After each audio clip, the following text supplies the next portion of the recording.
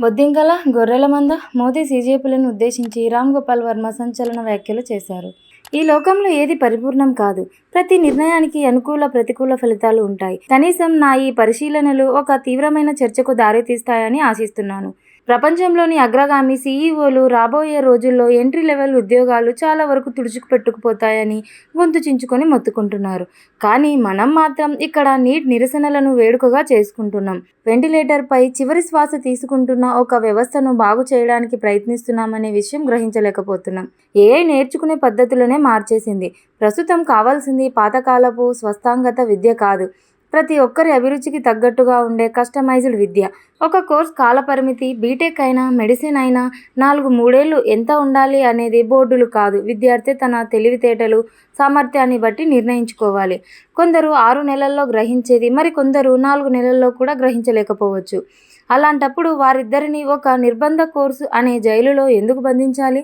యూనివర్సిటీలు క్యాలెండర్ నిర్ణయించినప్పుడు కాకుండా, విద్యార్థి తాను సిద్ధంగా ఉన్నానని ప్రకటించిన రోజే పరీక్ష జరగాలి. ఉదాహరణకు, ఒక విద్యార్థి స్టీల్ స్ట్రక్చర్ రంగంలో నైపుణ్యం సాధించాలనుకుంటే ఆ రంగానికి నిజంగా అవసరమైన గణిత, శాస్త్రీయ పరిజ్ఞానాన్ని ఏఐ ద్వారా అందించాలి.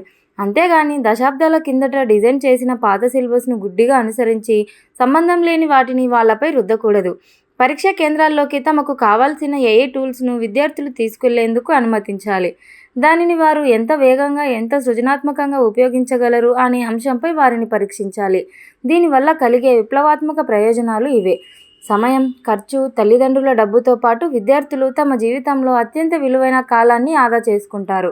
అభ్యసనంలో అద్భుతమైన పురోగతి మరియు ప్రతి విద్యార్థికి 24 గంటలు అందుబాటులో ఉండే ఓ సొంత ఏఐ టీచర్ లభించడం వల్ల అతడి వేగానికి తగ్గట్టుగా అది పాఠాలు చెబుతుంది. కేవలం విషయాలలోనే కాదు, ఉపాధ్యాయులు, బోధనా పద్ధతులు, వేగం, ఎంత లోతుగా నేర్చుకోవాలనే అంశాలలో విద్యార్థికి పూర్తి స్వేచ్ఛ ఉంటుంది. చరిత్రలోనే మొదటిసారిగా వ్యవస్థ కోసం విద్యార్థి నలిగిపోకుండా వ్యవస్థే విద్యార్థికి సహకరిస్తుంది. ఒక చిన్న సిటీలోని పేద యువకుడికి సైతం ఖరీదైన కాలేజీలో చదివే ధనిక విద్యార్థితో సమానంగా అవకాశాలు లభిస్తాయి. మనకు సంస్కరణలు మాత్రమే సరిపోవు, ఒక విప్లవం కావాలి.